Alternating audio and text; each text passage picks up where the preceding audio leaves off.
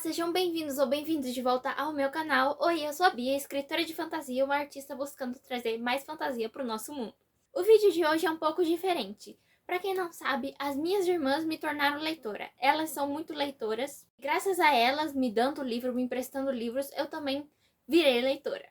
E por isso, hoje eu resolvi trazer um vídeo lendo indicações da minha irmã mais velha. O primeiro livro que ela me indicou, que é um clássico da época dela, Crepúsculo. Aqui é uma edição especial que você vira e tem outro livro, mas eu comecei mesmo por Crepúsculo, por ele ser tão clássico e tão conhecido por aí. Eu li 10 capítulos e posso dizer que estou surpreendida. Vou ser sincera que faz muito tempo que eu vi os filmes de Crepúsculo e eu não gosto muito deles. O livro tá sendo bem diferente e tá colocando camadas na personagem da Bella. Uma coisa ou outra que eu não gosto muito dela, mas ela tá se provando uma personagem bem real. Querendo ou não, a gente se deixa um pouco influenciar pela opinião das pessoas. E esse livro tá me surpreendendo de uma maneira positiva. É a maior obra-prima da literatura, mas eu acho que em nenhum momento a autora ou o livro se propôs a ser isso. É um livro sobre o romance de uma humana com um vampiro, e é isso que o livro entrega. E é uma coisa que a gente vê muito em coisas voltadas para o público feminino. Geralmente, quando um livro, uma série, um filme se propõe abertamente a ser voltado para o público feminino, ele sofre muita chacota. Agora é o que tá acontecendo com o Quarta Asa. Eu, sinceramente, não gostei de Quarta Asa. Eu abandonei o livro.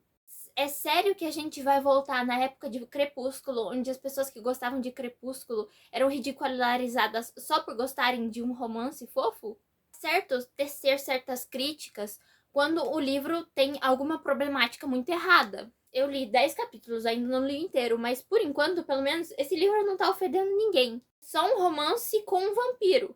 E eu vejo muitas mulheres menosprezando a própria inteligência por gostar de romances como esse. Tanta coisa pior por aí sendo produzida e consumida do que simplesmente o romance entre uma humana e um vampiro. Essa polarização de ou você ama ou você odeia um livro, ou você tá de um lado ou você tá de outro. Porque você pode criticar e ainda assim ser educado e ser gentil, você pode amar e ainda assim aceitar as críticas. Vejo muito na comunidade literária, até em todo lugar, as pessoas tentam colocar umas às outras em caixas. A vida não é uma zebrinha preta e branca, e sim uma escala enorme de cinzas. Enfim, toda essa reflexão para dizer que se você quer ler Crepúsculo e você ama, ótimo. Se você quer ler Guerra e Paz, então vai lá e leia também. Enfim, eu vou continuar a minha leitura, senão eu não termino esse livro. E no próximo take eu falo um pouco mais sobre a história realmente de Crepúsculo. Eu falei tanto sobre gostar ou não, mas sobre o que é o livro em si. A gente vai acompanhar a história da Isabela Swan, ou como ela mesma prefere ser chamada, Bella. Ela vai se mudar para Forks, uma cidadezinha cujas principais características são chove muito e é muito pequena. A gente vai acompanhar um pouco mais da personalidade da Bella, que é uma coisa que eu reclamei nos filmes, que eu não gosto muito dos filmes. Aqui a Bella tem uma personalidade, sim. Ela não é uma protagonista que vai gritar, que vai mover o plot. O plot muitas vezes é quem vai mover ela vai se arranjando encrencas, assim, sem ela procurar.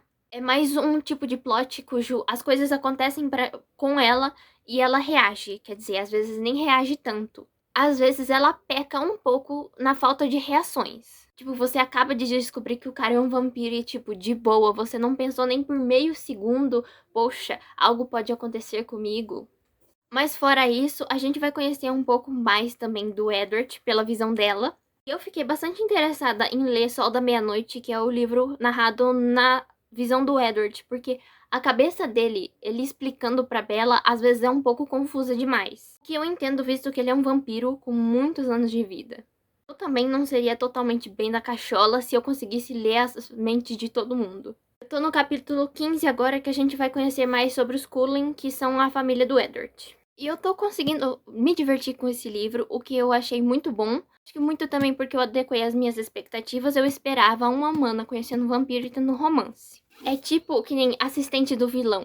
Eu li e me diverti muito com esse livro, mas porque eu já tava esperando uma coisa assim, uma farofa, umas coisas meio duvidosas, assim, que um vilão jamais faria, mas tá ali pelo entretenimento. Até hoje eu acho umas coisas assim, tipo, meu Deus do céu, que vergonha. Mas a proposta desse livro é realmente ser um livro de rir, de você acompanhar a assistente do vilão. Agora falta isso aqui do livro e eu quero conhecer, assim, mais sobre a família do Edward. Eu tô bem curiosa. Tô me desapegando aos filmes, por mais que eu não lembre muita coisa, porque faz muitos anos que eu vi. Eu tô me desapegando dos filmes e embarcando realmente nessa história do livro.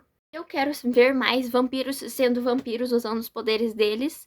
E eu acho que no capítulo dos Cullen eu vou ver isso. Então, eu terminei de ler Crepúsculo. Vou falar um pouco dos pontos positivos e negativos, mas em geral foi um bom entretenimento. Não foi aquele livro que eu fiquei querendo devorar as páginas, querendo saber o que ia fazer, com as cenas memorizadas na minha cabeça.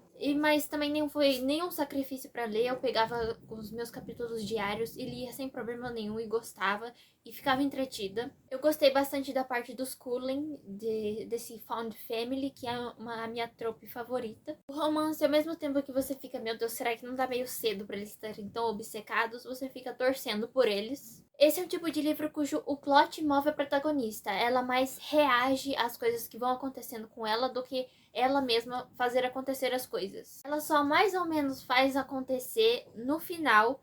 E aí eu esperava que ela fosse fazer mais alguma coisa, mas eu achei que o final foi um pouco anticlimático, mas talvez eu esteja acostumada com outro tipo de livro de fantasia. A Bella não é o tipo de protagonista que eu goste tanto, mas eu entendo a existência desse tipo de protagonista e apoio. Nós somos seres humanos diversos e se a gente tiver sempre o mesmo tipo de protagonista de fantasia iguais, não só a gente vai enjoar, como vai ser, tipo, a representação de um tipo de pessoa só. Eu gosto muito mais das protagonistas mais sarcásticas, que agem mais com o plot. Mas eu entendo que tem pessoas que vão preferir uma protagonista como a Bella. O ponto positivo que eu encontrei é que em algumas cenas ficou bem vívida a descrição, a imagem que ela queria passar na minha cabeça. Eu achei isso muito interessante. Eu percebi até lendo esse livro uma coisa que a gente está sofrendo bastante nos tempos atuais, até como escritora eu sofro com isso, de que nos livros hoje em dia parece que a gente sempre tem que estar alguma coisa acontecendo. A gente vai fazer aula de escrita criativa e tudo e já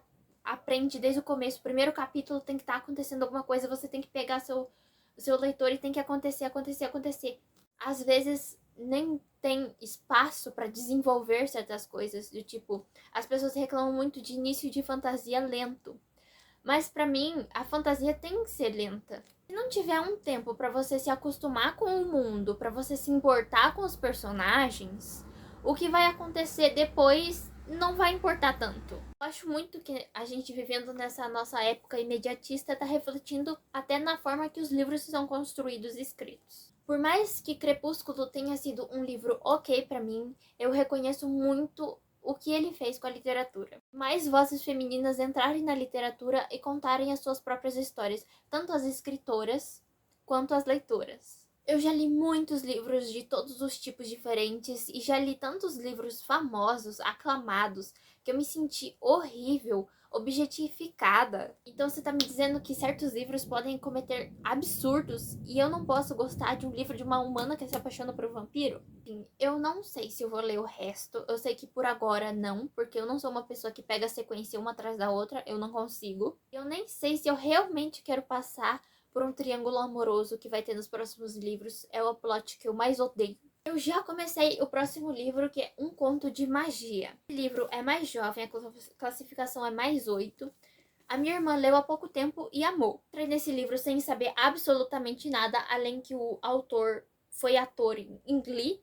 Eu não assisti Glee. Eu li pouco, mas o que eu posso contar é que a gente vai acompanhar a nossa protagonista em um mundo onde a magia, a bruxaria é proibida, onde os seres mágicos estão exilados para fora do reino e onde as mulheres são treinadas apenas para casar e ter filhos. A protagonista não quer isso e a primeira coisa que ela vai fazer para transgredir essas normas impostas é ler. Através dos livros, ela começa a ter um contato com realidades diferentes, com informações que ela não tinha. A gente vai acompanhar ela nessa aventura. Tá sendo um livro bem legal de ler. Eu já li 5 capítulos. São capítulos bem fluidos, bem fáceis de ler, são bem interessantes. É uma escrita bem jovem, mas você fica torcendo para nossa protagonista conseguir o que ela quer.